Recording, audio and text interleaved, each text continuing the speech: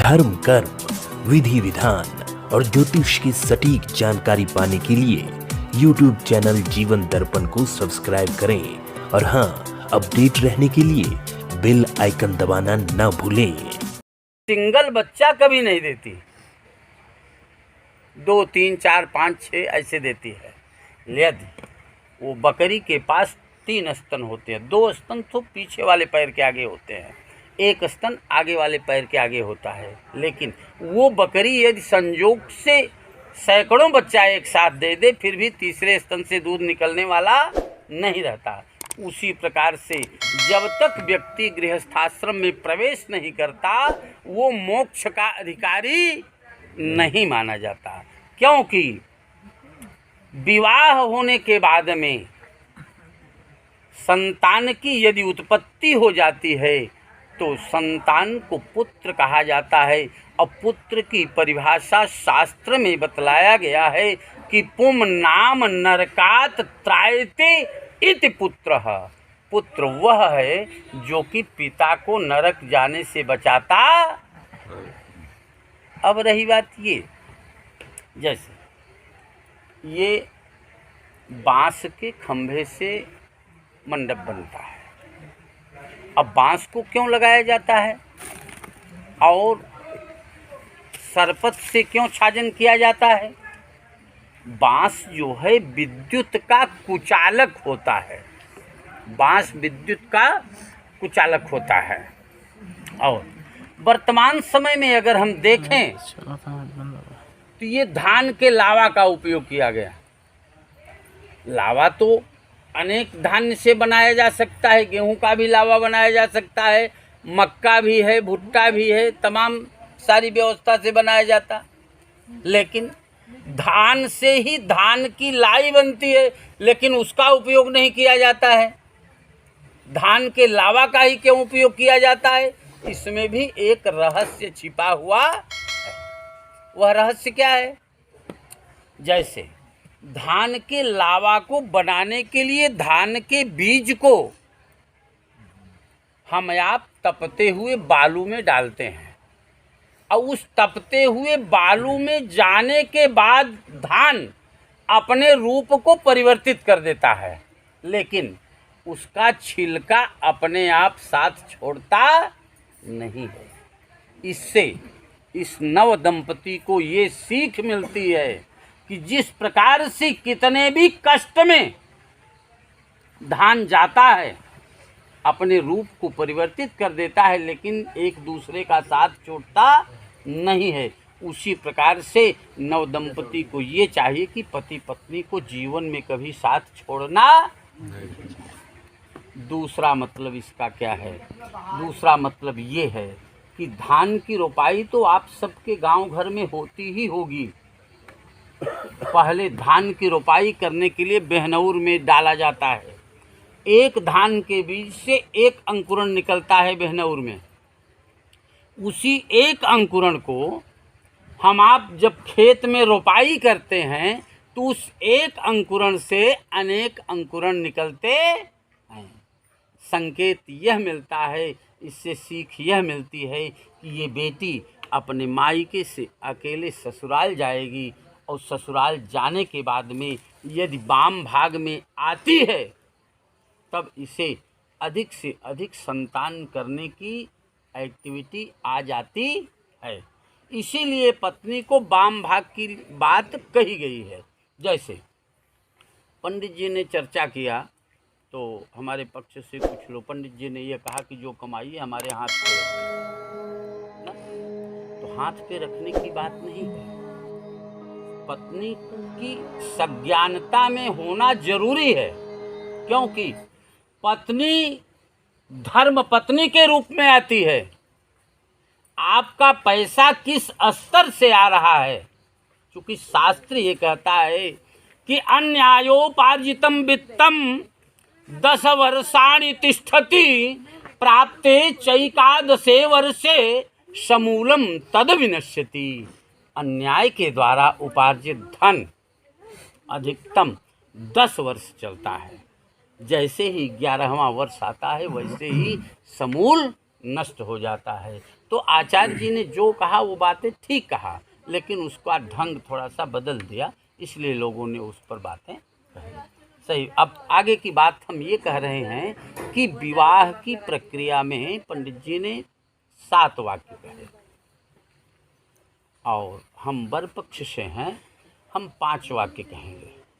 पहला वाक्य बहुत महत्वपूर्ण है। वो क्या कि क्रीडा शरीर संस्कार समाजोत्सव दर्शनम हास्यम परिगृहेयानम त्यजेत प्रोषित भर्तृका। ये पहला वाक्य जो है ये शिव और पार्वती, शिव और सती के विवाह से कनेक्टिविटी बनाता है। शिव और सती के विवाह से कनेक्टिविटी क्यों बनाता है कि कहीं भी आपको जाना हो, किसी भी उत्सव में जाना हो, यदि पिता के घर भी उत्सव में जाना है तो मुझे दबाव देकर के आपको अनुमति नहीं लेना है। जैसे सती ने शिव को दबाव देकर के अनुमति लेकर के गई थी, तो उसका दुष्परिणाम क्या मिला आप सब अच्छी तरह से जान रहे हो। कहीं भी जाना हो, चाहे मायके जाना हो या किसी उत्सव में जाना हो, तो मुझे मेरी अनुमति के बिना तुम्हें कहीं जाना। पहला वाक्य। दूसरे वाक्य में ये है कि विष्णुर्वैश्वानरः साक्षी ब्राह्मण ज्ञाति सबान्धवाः पंचमं ध्रुवमालोक्य स साक्षित्वं ममागता। हमारे आपके बीच में हवा में बातें नहीं हो रही हैं। विष्णु और वैश्वानर साक्षी, सबसे पहले विष्णु भगवान हमारी आपके बीच में साक्षी हैं। जैसे इस समय मंडप में, विवाह मंडप में बैठा हुआ वर विष्णु के रूप में ही होता है। राम भी विष्णु के रूप में ही थे, लेकिन उन्होंने भी समय पड़ने पर विष्णु की पूजा किया है, शिव की पूजा किया है। लेकिन तो उसी प्रकार से हमारे तुम्हारे बीच में जो अनुबंध हो रहे हैं उसने विष्णु भगवान साक्षी हैं। अब दिमाग में ये बात आ सकती है कि विष्णु भगवान हैं क्या, तो शास्त्र इसको प्रमाण देता है कि कलशस्य मुखे विष्णु कंठे रुद्र समाश्रित मूले तस्य स्थितो ब्रह्मा मध्य मातृगणा स्मृता। ये जो कलश रखा गया इसमें विष्णु भगवान हैं। दूसरे साक्षी के रूप में कौन है? वैश्वानर। वैश्वानर यानी कौन है? अग्निदेव हैं। जैसे ये वीडियो की ग्राफी जो हो रही है ये हमारे आपके पास सीमित रहेगी। ये पूरी वीडियोग्राफी करने वाला कौन है जानते हैं? दीपक अग्नि नारायण जो है पूरी वीडियोग्राफी करके देवलोक भेज देंगे कि ब्रजेश की शादी और बिटिया क्या नाम है इसका, श्रद्धा के साथ आज संपन्न किया गया है। क्योंकि शास्त्र ये कहता है क्या कि पूर्व जन्मार्जितम विद्या, पूर्व जन्मार्जितम नारी और पूर्व जन्मार्जितम धनम अग्रे अग्रे धावती।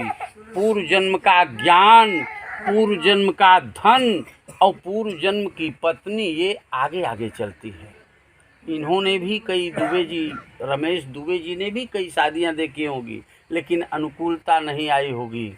इन्होंने भी, पांडे जी ने भी कई शादियां देखी होगी लेकिन अनुकूलता नहीं आई होगी। जिसके साथ विवाह लिखा है उसी के साथ आज ये विवाह संपन्न किया जा रहा है। तीसरा वाक्य क्या है? और ब्राह्मण ज्ञाति सबांधवा, अग्नि नारायण और विष्णु भगवान साक्षी हैं और दोनों पक्ष के आचार्यगण ये भी साक्षी हैं। क्योंकि ब्राह्मण जो हैं, और ब्राह्मण वो भी वेदपाठी हो जाएं, आचार्य के रूप में हो जाएं, तो वो देव के रूप में ही माने जाते। और दोनों पक्ष के जो घर पक्ष के लोग हैं ये भी एक साक्षी के रूप में हैं। पूछा जाएगा तो लोग बताएंगे कि इस दिन शादी हुई, हम उसमें उपस्थित थे। और पांचवें ध्रुव तारा रात्रि में ऊपर की तरफ देख लेंगे तारा। हाँ, ध्रुव तारा भी साक्षी हैं। जिस प्रकार से वो अपने स्थान पर स्थिर रहते हैं, उसी प्रकार से आप अपना धर्मपत्नी का धर्म निर्वहन करो, हम पति का धर्म निर्वहन करेंगे। ये दूसरा वाक्य है। तीसरा वाक्य क्या है? तव चित्तम मम चित्ते वाचा वाचम न लोपयेत व्रते में सर्वदा देयम हृदयस्थम वरानने। तुम्हारा मन मेरे मन के आधार पर चलेगा, मेरा मन तुम्हारे मन के आधार पर नहीं चलेगा। बिना सामंजस्य के कैसे? तो मेरे मन के आधार पर तुम्हारा मन चलना चाहिए, क्योंकि वाचा वाचम न लोपयेत, कभी भी मेरी वाणी का तुम्हें उल्लंघन नहीं करना है। व्रते में सर्वदा देयम, यदि तुम ऐसा करती हो तब मैं तुम्हें वरानने माने हृदय में अपने बैठाऊंगा। पत्नी तो पास में रहती है, लेकिन वरानने सबको नहीं कहा जाता, इसलिए यहाँ पर वरानने शब्द का उद्बोधन किया गया। पांचवा वाक्य, चौथा वाक्य क्या है?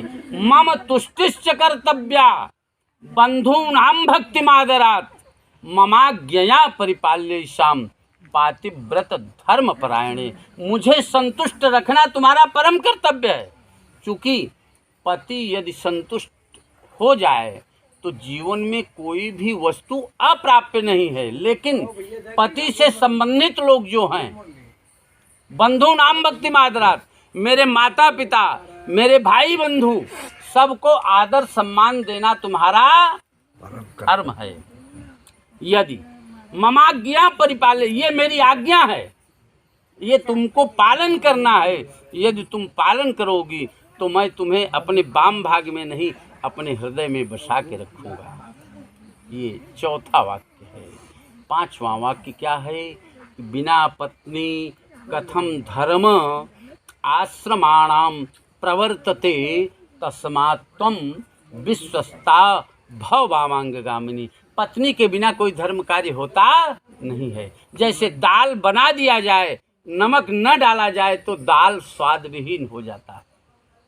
और पुरुष है, यदि नारी नहीं है, जैसे राम शब्द को आप ले लीजिए, राम जब तक शक्ति के साथ शक्तिमान नहीं रहता और शक्तिमान के साथ शक्ति नहीं रहता, तब तक सार्थक अर्थ निकलता नहीं है। जैसे राम शब्द को अगर आप लिख लेंगे तो राम में आ का मात्रा जो है वो शक्ति का बोध कराता है। आ की मात्रा को अगर अलग निकाल करके रख देंगे तो क्या बनेगा? रम बनेगा। रम माने क्या होता है आप अच्छी तरह से जान रहे हो। अगर इसको शिव से कनेक्ट हम कर रहे हैं तो शिव में ई का मात्रा शक्ति का बोधक है। शिव में ई का मात्रा को निकाल देंगे तो क्या बनेगा, ये आप अच्छी तरह से जान रहे हो। तो उसी प्रकार से पत्नी के बिना कोई धर्म कार्य होता नहीं है। इसलिए तुम मेरे वाम भाग में आओ, मैं तुम्हें स्वीकार कर रहा हूँ। प्रेम से बोलिए यज्ञ नारायण भगवान की जय।